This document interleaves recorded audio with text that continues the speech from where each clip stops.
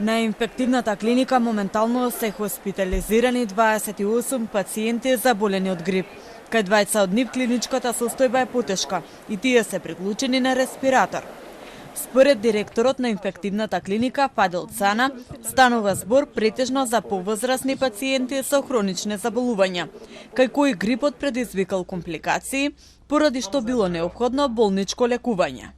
Апсолутно има зголемување на бројките на пациенти заразени со грип. Бројката е во пораст, но мислам дека крајот на месецов се очекува да е некаде пикот и почетокот на идниот месец и тука да почне да спласне бројката. Од Институтот за јавно здравје информира дека во втората недела од јануари има над 2000 пациенти заболени од грип, што представува зголемување од 34% во споредба со претходната недела. Најголем дел од заразените се на возраст од 15 до 64 години, од Скопје. Се забележува дека има зголемување на бројот на хоспитализирани лица и кај возрастните и кај децата. Повторно ќе кажам, тоа е очекувано за овој период од годината и не се целосно исполнети капацитетите на болниците. Епидемиологот Драган Коченски препорачува учениците навремено да се вратат на настава, а оние со симптоми на грип да останат дома за да се спречи ширењето на заразата.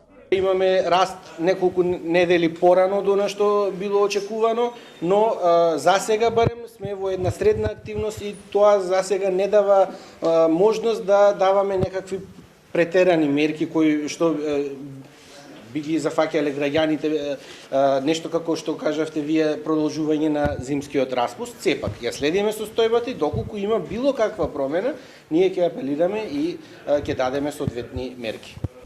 Вчера на инфективната клиника почина 75-годишна жена со повеќе заболувања, која не била вакцинирана против грип. До сега против грип се вакцинирани над 79.000 граѓани. Здравствените власти апелираат до населението, особено до ризичните групи, да ја примат вакцината.